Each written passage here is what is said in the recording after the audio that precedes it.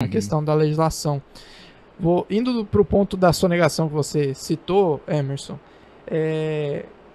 você acredita que está tendo, com essa questão de repente da reforma tributária, que vai facilitar o entendimento até de contadores, até do contribuinte, você acredita que vai ter uma mudança de mentalidade também para a questão de pagamento de impostos? Você acha que, por que hoje existe muita gente que sonega? É por conta da sensação de impunidade? Ou é porque os empresários falam que já são impostos demais? E por que você acredita que ainda há muita sonegação?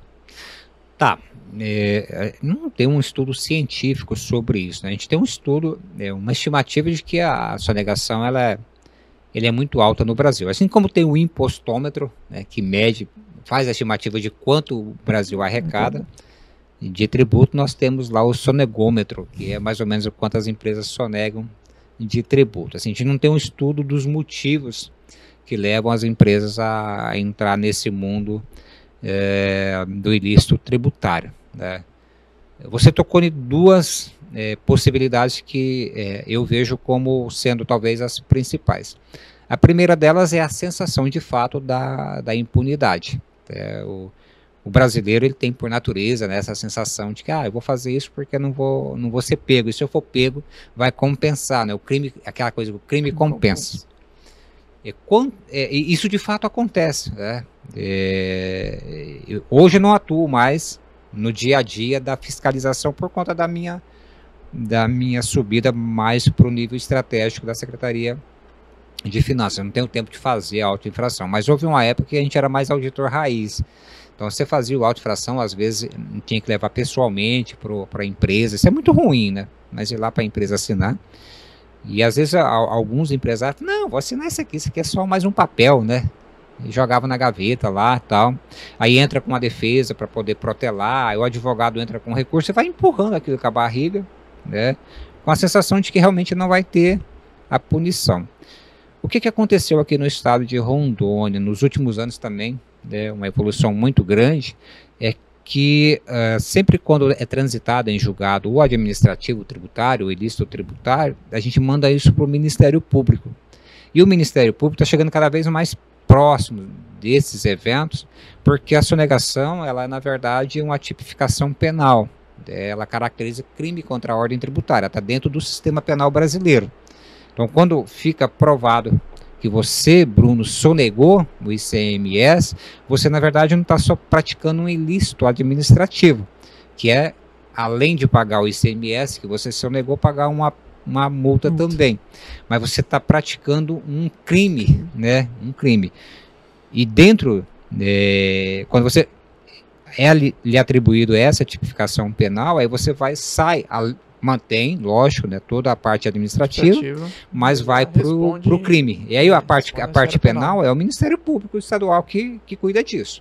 Daí o que vai fazer? Ele pegou lá, mandamos auto-infração para ele, falou, olha, Ministério Público, transitou em julgado aqui, a parte administrativa, o Bruno não pagou.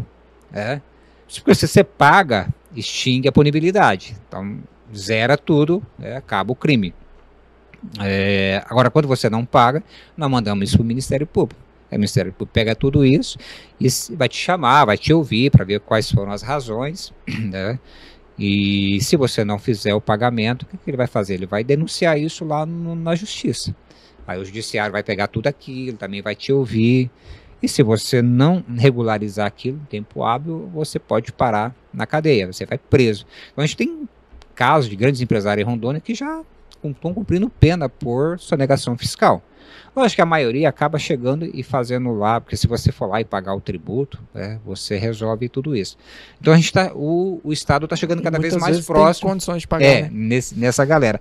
Agora, tem de fato uma parte que sonega, eu vou dividir em duas. Não porque pensa na impunidade, mas ele vai fazer isso. Primeiro porque ele desconhece, não consegue atender toda essa complexidade da legislação. Falta realmente, e nem é de conhecimento, é porque às vezes interpreta de maneira equivocada, e aí entra a nossa parte do Estado, que é fazer o quê? Aquele compliance que eu disse para você, né, você joga as suas informações na nossa base, nós já disse para você, isso aqui está errado, né? Então quem tem mais conhecimento, já vai lá e já corrige e já paga. Por isso que é importante a gente estar perto, porque o Bruno não fez isso de maneira deliberada, mas porque desconhecia a legislação, interpretava a legislação Ali, né? de maneira equivocada e acabou fazendo. E uma outra parte é porque não consegue competir se não sonegar. E aí é um grande erro de negócio, né? Acho que você, como empreendedor, sabe que você não pode trabalhar com o que não te pertence. Porque, velho, vai chegar uma hora que o Estado vai chegar em ti e vai te cobrar aquilo ali. Então, você vendeu a mercadoria, vendeu a mercadoria para o Emerson, imagina, né, a mercadoria custava R$100, o seu concorrente consegue te vender ela a R$90, aí você tem 19,5% de ICMS ali para pagar, você fala, não, eu vou tirar esses 19,5%, só que eu não vou emitir a nota, Emerson, pode? Aí você consegue vender mais barato, só que daqui 3, 4 meses, um ano, o Estado chega e fala, ei bicho, você vendeu um negócio lá pro Emerson, tá aqui o seu cartão de crédito, caiu na sua conta, cadê a nota fiscal? Ih, bicho, eu não emiti a nota fiscal, não paguei o imposto, me dá meus 19,5 aqui.